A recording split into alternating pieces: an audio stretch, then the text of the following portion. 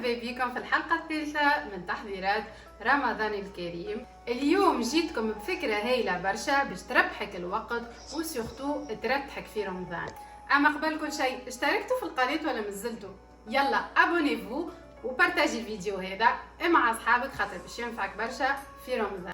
كيما توانسة الكل نحن من عشاق البريك وبكل انواعه زاده، لذا اليوم وديتكم بروسيت بريك دنوني بدو فارس مختلفين فياند وبولي. مالا فاش تستنى؟ سجل الفيديو عندك وتابعني. اول حاجه نبداو بتحضير البات. خديت كيلو سميد ارطب بالكدا، عليهم 500 غرام فرينه، عليهم 200 غرام سميد متوسط مش خشين ياسر، عليهم 300 مليلتر من بين زيت زيتونه وزبده ذايبه. انا زبده ذايبه عملتها بوغ نوازيت، نحيت منها الحليب الكل. عليهم مغرفه كبيره ملح وما يقارب 700 مليلتر ماء دافي، يكون دافي. بالنسبه للكونتيتي اللي عملتها انا اليوم، عملت كونتيتي باهيه على خاطر باش يتربحني الوقت في رمضان وما نقعدش نعمل في بريك دانوني خاطر ياسر يشد الوقت وانا ما عنديش ليه وقت. دونك خذيت المكونات الجافه هذيك الكل مع بعضها، صبيت الملح وصبيت الزيت والزبده وقعدت نبثبث في السميد وفي الفرينه لين ولا مرمل كما تشوفوا في الفيديو. من بعد بديت نصب في الماء بشويه بشويه ونخلط. راني ما نعجنش، راكو رد بالكم العجينه هذه ما تتعجنش، جوست تلم لما ما لازمهاش تتعجن. قعدت نلم في العجينه وسعت بالي خاطر الكونتيتي ما شاء الله برشا.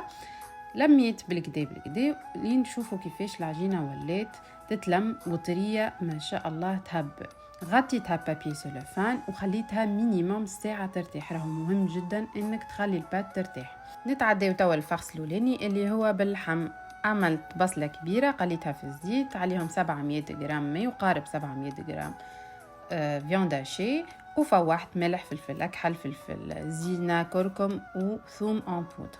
خليته يتقلى لين شاحمك الماء هذاك الكل وحطيته اكوتي. وتوا كيف باش نقلي الدجاج، خديت بصله كبيره في الزيت قليتها، عليهم 500 غرام دجاج مفروم وفوحت ملح فلفل اكحل فلفل زينه كركم وثوم ان بودر وحطيت معاهم سبناخ. قعدت نخلط لين شاحم الماء. بعد ما برد اللحم بالبي نحيت له هاك الماء الزايد هذاك الكل، حطيت له الفرماج، حطيت فيتا فرماج رابي فرماج تارتيني، وانتم شنو تحبوا تحطوا لكم الاختيار. بالنسبه للدجاج كيف عملت فرماج تارتيني وفرماج رابي وكبار.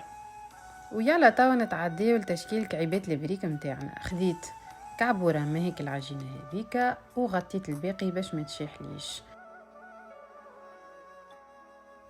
رشيت هوني شويه سميد متوسط على البلان دو طرافاي تاعي وبديت نحل في العجينه بالقلقال.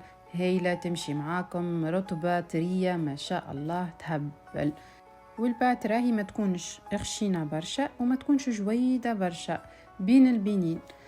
ولتشكيل البريك الدنوني انا ما عنديش قالب، اللي عنده قالب طاميو، اللي ما عندوش يعمل كيفي. خديت ان بورت بيس سيركل كيما تشوفوا فيها، عملت بها اللي سيركل متاعي، نحيت الزيت خليته على جنب باش نعاود نحلو، وكملت حليتهم شويه باش نحط الفارس. وهاوكا كل سيركل نحط فيها بريسك مغيرفه من الفارس اللي عندي، ونكمل الكونتيتي متاعي الكل. من بعد نسكرهم.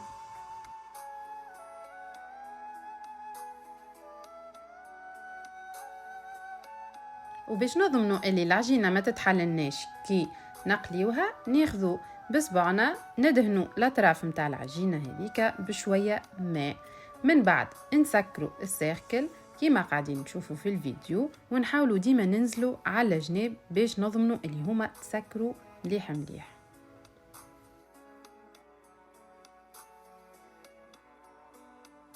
واللي ما عندوش القالب اللي باش يعطيه الشكل المزيان هذيك متاع العاده ما يحيرش يعمل كيفي. عملت 3 اشكال مختلفين. الشكل الاول حاولت نفين هيك الاطراف هذوكم بالكدا وظفرتهم كيما ضفيره كيما تشوفوا في الفيديو بالضبط. سهله العمليه، ما هيش صعيبه وما هيش معقده حتى طرف. شوفوا زاده هذه الكعيبه زاده عملتها، ترجع العجينه فاسيلمون وتبدا كعيبه مزيانه. الطريقة الثانية سامبل على الاخر، نفين لي كوتي الحروف ونقصهم ونخليها سامبل ما فيها حتى شيء. الطريقة الثالثة خذيت فرشيطة زينت بها الجناب وقصيت الزيت، وكما تشوفوا في الفيديو طلعت لي مشابه. نتعداو لطريقة التخزين. بالنسبة لي خذيت زيبلوك وخذيت بابي كويسان، حطيت 4 كعيبات هكاكا فوق البابي ورجعت عليهم البابي، دخلتهم للساك وزدت من الفوق حطيت 6 كعيبات ولا 4 كعيبات اخرين. مهم جدا انك تعمل سيباراسيون بالبابي كويسان ولا بالبابي سيلوفان على خاطر يلصقوا، كان ما تحطش ما بيناتهم سيباراسيون يلصقوا لك ويوليو ما عادش يتقلاو.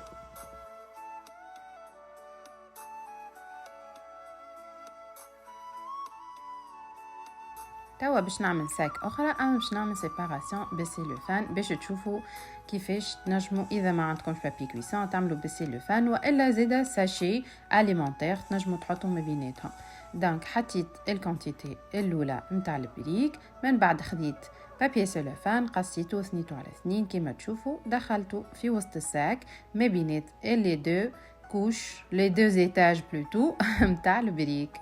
دونك حطيت الكعيبات هذوكا، سكرت مليح الساك متاعي، وهكا تضمنوا اللي البريك ما يجرالو حتى شيء ويقعد كيما عملتو انتي اليوم. وما ننساوش بالطبيعه باش نكتبوا فوق كل ساك بولي والا فيان.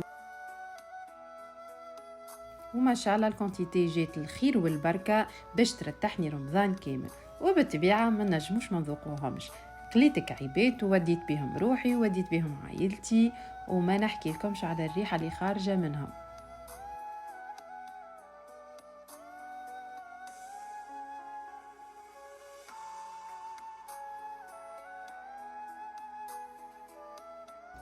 يا جماعه ما نحكي لكمش على الريحه وعلى البنه، وشوفوا لي هيك اللون اللي عشق ما شاء الله. ننصحكم جربوها، روسيت ناجحه 100% وماكمش باش تندموا. وتابعوني في طريقه تخزينهم في الفريجيدير لمده شهر رمضان الكريم باش يعاونكم ويربحكم، سورتو الوقت للعباد اللي ما عندهاش وقت كيفي انا. مالا توا ما بقى لكم كان باش تعملوا لايك كومنتير وتبارطاجيو الروسيت هذه مع اصحابكم باش تنفعكم في رمضان.